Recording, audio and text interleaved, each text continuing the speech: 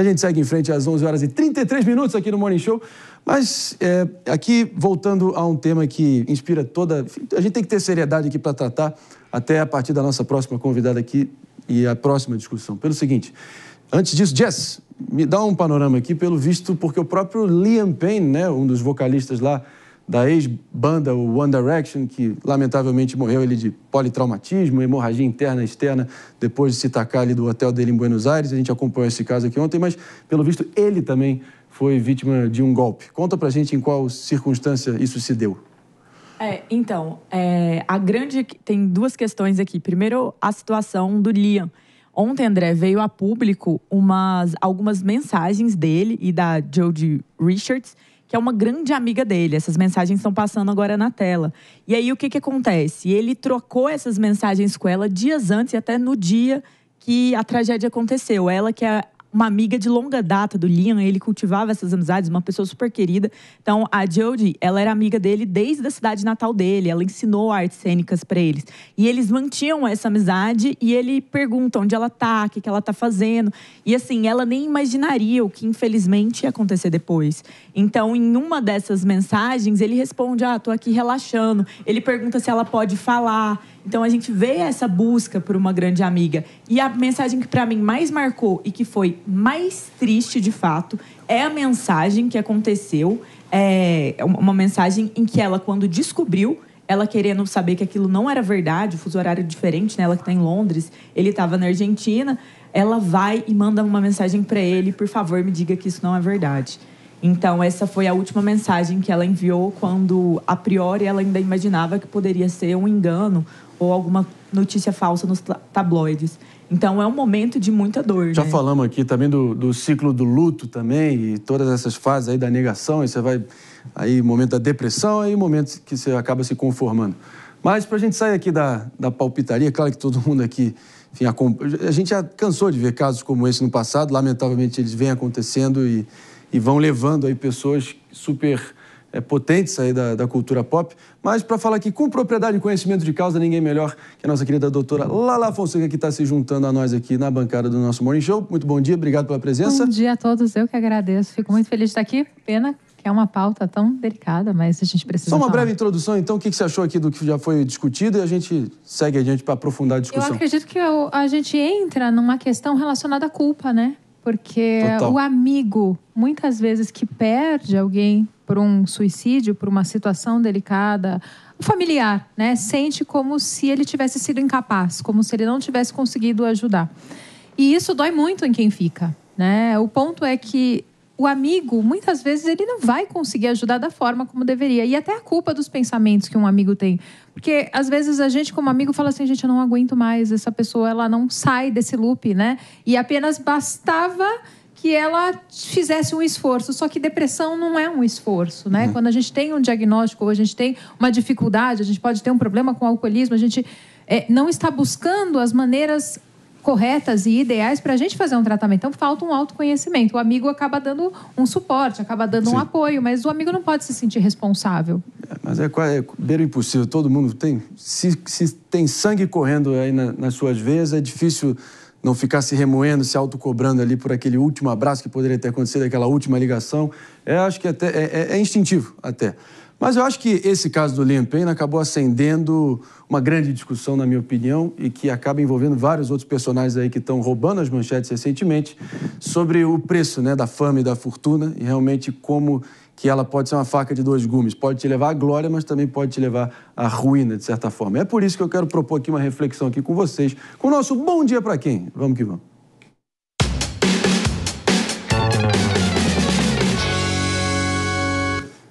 E o meu bom dia de hoje vai para você que ainda acredita que fama e fortuna trazem felicidade garantida. Puff Daddy, Kanye West e Liam Payne são 3 grandes nomes da cultura pop, mas também são 3 exemplos de como o brilho pode esconder o que há de mais sombrio. 3 vidas marcadas por abusos chocantes, excessos desenfreados e tragédias pessoais. Quanto mais a gente mexe, mais a sujeira vem à tona. Kanye tenta, no momento sem sucesso, claro, desviar a atenção com histórias fabricadas do seu divórcio, né? Puff Daddy, uma espécie de Don Corleone do hip-hop, vê seus segredos podres emergirem. E Liam, que viveu o auge com a boy band One Direction, não resistiu à pressão e afundou no poço das drogas. A fama, que parecia ser a porta de entrada para o paraíso, acaba se revelando muitas vezes um passaporte direto para o inferno pessoal. Então, a reflexão de hoje que eu proponho aqui é muito simples. Será que vale mesmo todo esse brilho se o custo é viver no escuro? Porque a fama pode até encher os bolsos, mas o que acontece quando ela começa a esvaziar a alma? Eis a questão. E essa é a pergunta que, já no embalo aqui, eu estendo para você, doutora Lala. Nutrir a alma, né? A gente precisa buscar o sentido da nossa vida, do que a gente está fazendo no dia de hoje. E no caso, né, assim, a pessoa famosa, a gente acha que ela tem tudo, né? A gente até fala, nossa, mas por que você está dessa forma? Até para um amigo a gente vira e fala, nossa, mas você tem tudo, tudo que você queria, você conseguiu. E esse vazio que você está sentindo, e existe um vazio, porque está faltando uma desconexão da gente com a gente mesmo, né? Qual é o sentido do seu trabalho para você? O que você busca no seu dia a dia? Então, existem várias formas, existem desde mentalizações, orações, um processo de diário, de autoconhecimento, de olhar para dentro de si. E quando a gente percebe que a gente está desviando muito de quem a gente é lá dentro, aí é um momento que a gente talvez tenha que voltar um pouco e dar alguns passos atrás. Alguns companheiros, sem dúvida alguma. A gente vai partir para um rápido break para você que está sintonizado aqui. Ouvindo o Morning Show, daqui a pouquinho a gente está de volta para vocês. E aproveitando, só um segundo, minha diretora ali, aproveitando aqui, a gente vai seguindo adiante para trazer um reforço de peso aqui para essa discussão. Sabe tudo e mais um pouco sobre aí os caminhos aí de Hollywood. Vamos trazer a nossa querida Miriam Spritzer, que está aqui ao vivaço com a gente. Tudo bem, minha querida? Olha, claro, momento de luta aí para Hollywood. Queria que você trouxesse aí também como a morte do Liam Payne repercutiu. A gente viu posts emocionados nas redes sociais do Harry Styles, do Zayn Malik, outros companheiros aí do One Direction e toda a legião de fãs. E também para você trazer as últimas atualizações do caso escabroso aí do P. Diddy e também Kanye West entrando nessa celeuma toda. Conta pra gente. Bom, por falar em fama, né, tem muita coisa acontecendo aí no mundo dos famosos essa semana. E realmente, do Liam Payne, o que mais pega, assim, que a gente vê nas reações é o fato dele ser uma pessoa que é extremamente jovem, que tinha uma carreira pela frente. A gente viu até celebridades que talvez não conviveram tanto com ele. Acho que os membros dos Backstreet Boys foram uns que publicaram muito também em apoio tanto à banda quanto a ele, porque é uma perda muito grande, né? A gente vê uma pessoa jovem que tinha tudo pela frente, que poderia ainda ter uma grande carreira ou até ter uma vida paralela a essa carreira, que estava lidando aí com os seus próprios monstros, né? Ele tinha tinha problemas com depressão, tomava remédios, né? A gente está tendo cada vez mais informações do que estava acontecendo de fato naquele quarto de hotel antes dele falecer. Então, a gente está vendo muito esse tipo de reação. Eu acho que ainda é cedo para a gente realmente entender tudo o que aconteceu e tudo o que estava acontecendo na vida dele, né? Saber como que os mais próximos a ele vão lidar com isso. Mas é realmente uma notícia muito triste que pegou todo mundo de surpresa, né? Ele não era uma pessoa que publicamente mostrava muito os seus problemas, então agora a gente está tendo que lidar com esse falecimento muito cedo, né? Infelizmente. Do Kanye West, né? O Kanye West, eu brinco que o Kanye West, eu acho que ele realmente gosta da fama, porque quando a gente passa 1 ou 2 meses sem ter notícias dele, ele dá um jeito de voltar nas mídias e é sempre de uma forma bastante escandalosa. Eu acho que o pessoal menos lembra dele em relação à música, né, ao talento dele, e sim a todos os escândalos. Então, Kanye West está aí tentando desaparecer de qualquer forma de casos mais tenebrosos, tentando colocar algumas histórias aí do divórcio dele, que sim, na verdade está acontecendo, não é tão relevante, a mídia está pegando porque, afinal de contas, Kanye West é Kanye West, mas acredito que é uma coisa que daqui a algumas... Nessa semana já vai morrer um pouco, porque o P. Diddy está mais em voga aí, está mais no assunto do que o Kanye West nesse momento. Famosa cortina de fumaça, né? Nem sempre dá certo, Miriam. Exatamente. Ele tentando ali, enfim, talvez aproveitar se esconder ali na fumaça, saindo das chamas, nesse circo que está pegando fogo do P. Diddy, que a gente tem aqui a nossa querida a nossa Jess Dallagnol, devidamente presente aqui, que vai poder trazer as entranhas desse caso, as entranhas apodrecidas aí do entorno de P. Diddy, que a gente ouviu, criou-se uma grande expectativa que a gente ia ver cabeças premiadíssimas de Hollywood rolando já, mas, pelo visto, será que já estão botando panos quentes? Será que vai ficar por isso mesmo? Em que pé está isso, Jess? E fica à vontade aqui para perguntar para nossa Miriam. Então, acho muito improvável que esse caso acabe em pizza, até porque os Estados Unidos, as investigações tendem a não acabar em pizza, as coisas vão bem longe, a gente viu isso com o caso do Epstein e vários outros casos que aconteceram. E nesse caso em específico, André, é chocante, porque a cada... Uma breve interrupção, me perdoa. É só para recepcionar todo mundo que está ligadaço aqui no Morning Show, nossa querida Jess Peixoto com a palavra, e a gente falando aqui de todos os esqueletos no armário de Hollywood e as tragédias aí, propondo a discussão se fama e fortuna trazem felicidades ou trevas e tragédia. A palavra é sua, Jess. Não, e a cada momento, novos contornos são dados e mais denúncias apareceram, né? Eles abriram um canal específico para denúncias desse caso e as denúncias já passaram aí de 12 mil. Então, várias pessoas fazendo contatos em situações, nos bastidores ali, alguém próximo do Usher, que também é um cantor conhecido, falando que ele teria afirmado a um tabloide que ele teria sofrido abuso, o próprio Usher. Então, os contornos envolvem grandes nomes de Hollywood, a própria Beyoncé, Jay-Z, e é realmente escabroso. Mas dentro desse momento que a gente está falando de Hollywood, eu tenho uma pergunta que é na verdade, para a doutora Lala também. Doutora Lala, dentro dessa situação de Hollywood, falando do Liam, vale trazer uma figura que é o Zayn. O André até o mencionou, ele foi o primeiro membro do One Direction a sair ali do grupo. Ele que, muita gente fala que ele foi a pessoa que quebrou o One Direction de fato, porque ele teria feito essa saída, depois eles até gravaram um álbum. E o Liam sofria muito com esse fim do One Direction. E aí o Zayn, ontem, numa publicação, ele fala uma coisa muito bonita, que é que ele nunca pôde agradecer o Liam por tudo que ele fez. E aí a minha pergunta para a senhora é como lidar com essas culpas, principalmente quando você é famoso e aí você tem uma imprensa gigante, o mundo inteiro te olhando, fãs revoltados te criticando. Como que lida com isso? Esse adeus que você nunca deu, esse pedido de desculpas que você nunca fez, essa ideia que talvez você seja indiretamente responsável por uma dor que aquela pessoa passa? Olha, vamos lá. O adeus que você nunca deu, na verdade, você até pode dar este adeus para a pessoa mentalizando em suas orações, em seu momento ali com a pessoa. Não iria mudar absolutamente nada. O que iria mudar? Só poderia mudar se você conseguisse ter uma conversa com aquela pessoa, se você conseguisse, de alguma maneira, chegar no ponto da alma. Talvez, o sofrimento era muito grande e existia uma gratidão pelo fato dele ter crescido junto, dele ter se tornado famoso e ter conquistado muitas coisas, e ele tinha um apego, Talvez ele não lidou bem com este final e queria continuar com os amigos. Acho que a amizade se faz ali muito importante. Não quero, talvez, necessariamente ter carreira solo. E eu estou sendo obrigado a lidar com isso. É o momento de ter a carreira solo, de crescer. E aí vem uma angústia muito grande quando a gente acaba tendo que lidar e confrontar algumas situações que não era exatamente o que a gente gostaria. E os amigos, eles são muito importantes na nossa vida, São eles que causam e trazem o brilho do nosso dia, que têm a oportunidade. Eu falo que a amizade é o amor sem sexo, Porque a entrega é a sinceridade, é a cumplicidade.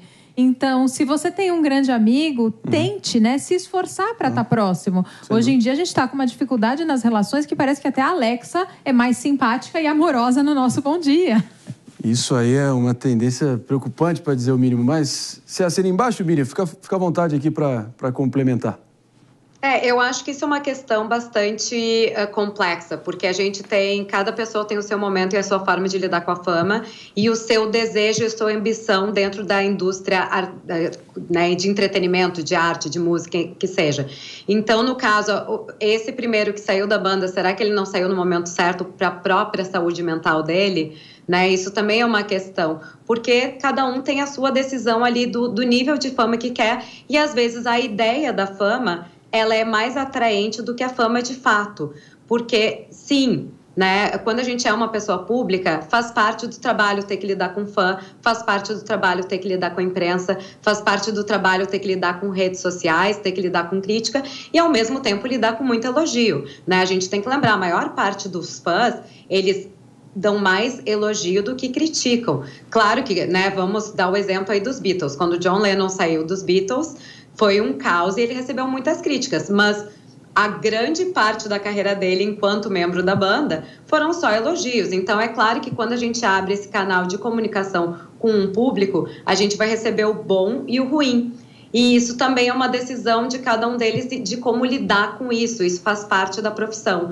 E uma coisa que eu noto muito, né? Eu trabalho nessa indústria já fazem mais de 10 anos, quase 14 anos agora, e a gente nota muito que as pessoas, quando estão famosas, quando estão no auge da fama, começam a querer fugir um pouco dela, né, desaparecer um pouco. E no momento que elas deixam de ser tão relevantes ou tão pauta no momento, elas sentem falta também. Eu dei o exemplo aqui do Kanye West, como o Kanye West, cada mês que passa que não se fala dele, ele dá um jeito de voltar às notícias.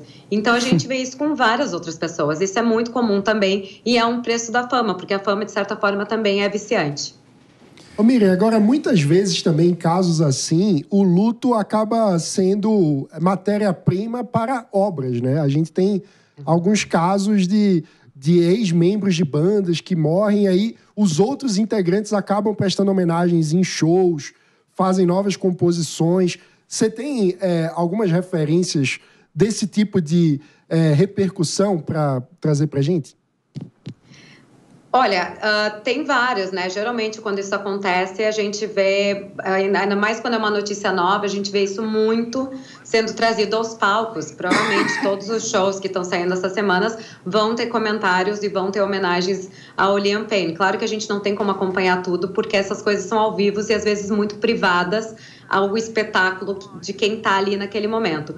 Mas eu dei o exemplo aqui dos Beatles, né? A gente tem exatamente Paul McCartney, que está fazendo o tour agora mundial, que todo show ele faz alguma homenagem ao John e ao George, né? Então, continuam fazendo parte da vida e às vezes até inspiram a outras obras. Tem bandas... Bom, eu vou dar o exemplo do Monty Python, que é um grupo de comédia britânica que se reuniu em diferentes momentos, principalmente quando eles perderam membros do grupo, integrantes do grupo. Então, várias vezes isso acaba juntando, né, e emocionando até eles mesmos para se reconectarem, porque às vezes as pessoas, os grupos se perdem por brigas estúpidas, por questões, né, tão pequenas, e aí acontece uma tragédia dessas para eles voltarem a ter contato e até colaborarem juntos.